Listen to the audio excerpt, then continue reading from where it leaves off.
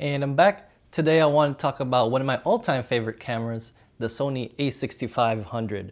So the a6500 came out around 2016 and it was in the older format of Sony cameras where they use like the really small batteries, they didn't have S-Log as a standard, and they didn't have 10-bit video.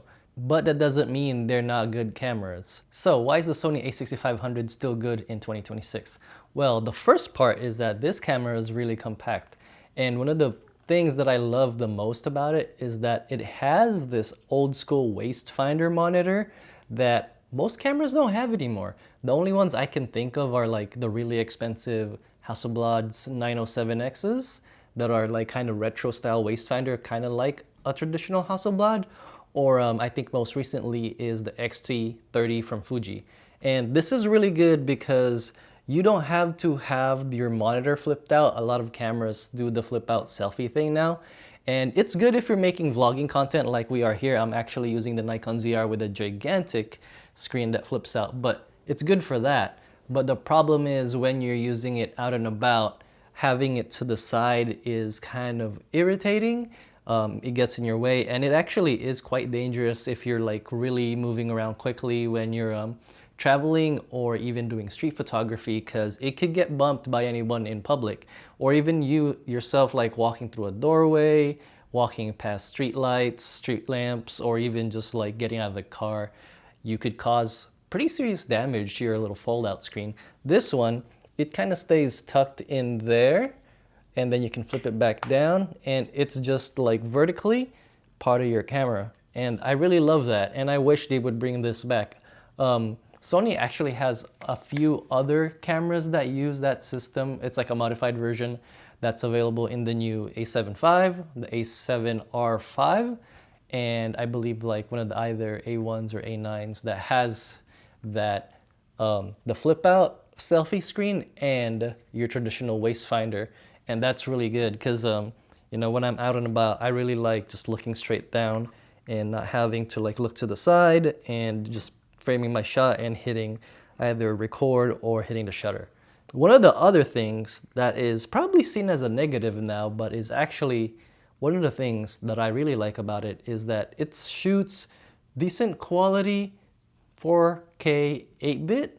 The 4K on this has really terrible rolling shutter, but again, this is a camera from 2016, and obviously it doesn't have the horsepower to kind of keep all those pixels straight when you're like whip panning, but you can do like really cool looks on this camera, kind of like the old Reds, or even if you do a lot of slow shutter stuff, that looks like a lot of Wong Kar-wai's films that have the really slow shutter, kind of wavy times passing by kind of look.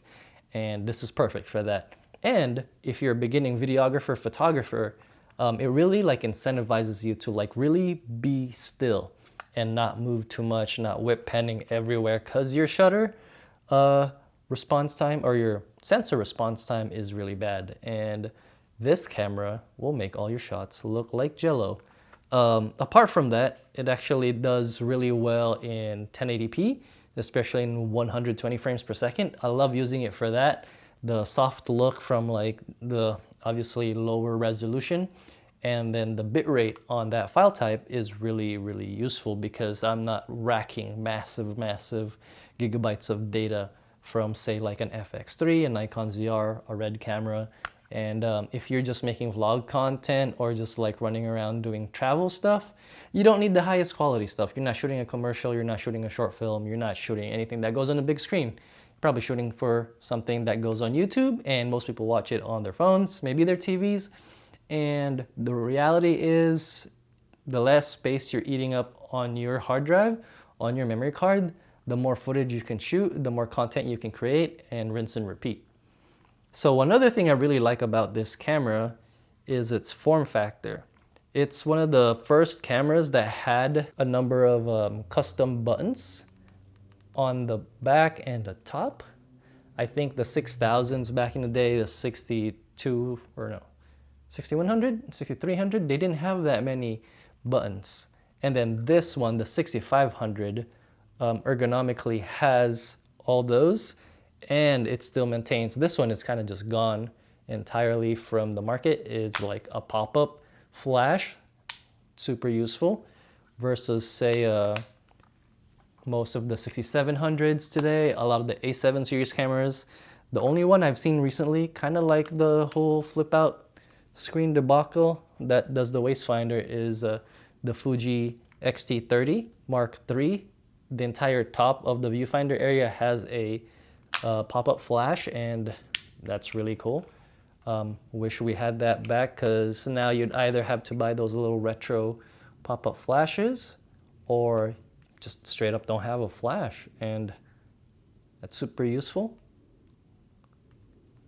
Like, bam, a flash is super useful, like as a last option if you need something that kind of has that extra light for photography, and it has that super retro look of just like big beam of light hitting your like subject or even just a location. One other thing I guess that's really good about the 6500 compared to the other 6000 line, especially the 64s, the 63s, is that it has built-in in-body stabilization, and that'll, like, especially for the 4K with a really bad rolling shutter, it'll kind of help eliminate some of the micro jitters and that jello-ing effect. And especially in 120 and 1080p, you'll get like that really good, really steady shot. As far as accessories, I really like the kit lens that's on it. It's a 16 to 50, and it's like your traditional 24 to 70 in full frame. The only problem is that it has a variable f-stop, so as you zoom in, it'll kind of get darker. The really cool thing is that it has a power zoom, so you just hit the trigger here and it'll zoom slowly into the full 50 or 74, I guess, in full frame, and that's really cool. And another accessory I really like is a small rig cage. I don't think they make these anymore, but they do make a variety of other cages for the 6500 that doesn't have the wood handle. You probably just have it like a normal plastic handle or no handle at all, but this helps kind of wrap your hand around the camera because the camera's very small. These little clips from Peak Design, still useful. Everyone uses them. Not necessary, but they're really good.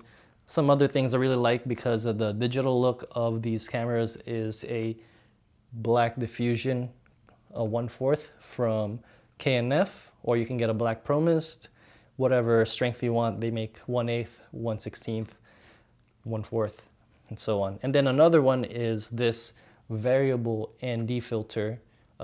This is a ND2 to 400, and I think this covers a lot of range when you're outside.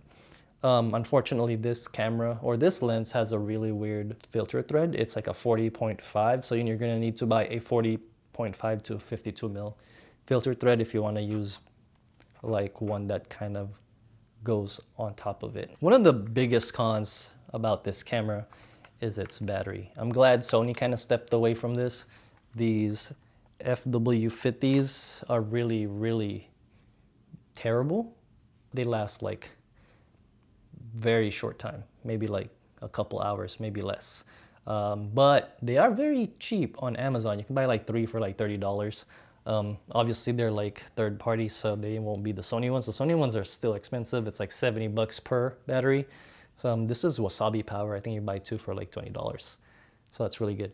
And it still uses even like UHS-1 SD cards. This is an extreme speed SanDisk 128. This actually gives you like hours of footage, even at 4K 30 and 1080p 120. Yeah, and those are probably super cheap now compared to like the UHS-2s, the V90s and all that, and you can record pretty decent 120. Obviously it'll be soft, they won't be as sharp as like a new FX3 or a new Nikon, so there's that. But saves you storage space, you can get turnaround times a lot better. You're not having to do S-Log and color grade, you just kind of trust the color that Sony has developed inside their cameras, and it's really rich, it's really like really good. And you know what? The low light capabilities are still like outstanding for what it is. It has a maximum ISO of like, yeah, 51-200. So it's really good. This camera is actually still really capable, like most filmmakers say. It's not about the gear. And with this camera, I've actually shot a number of music videos and documentaries, one of which was nominated for an Emmy at the Pacific Southwest region in 2022. So again, quality doesn't have to be all that high. A lot of the people doing like coverage for journalism, for news, or even like productions are still using like old video cameras that have like really low bit rates that are very useful when you think about it. It's not eating up storage space and it's not causing like memory bloat. You're able to shoot a lot of content, especially when you're doing verite work or a lot of documentary.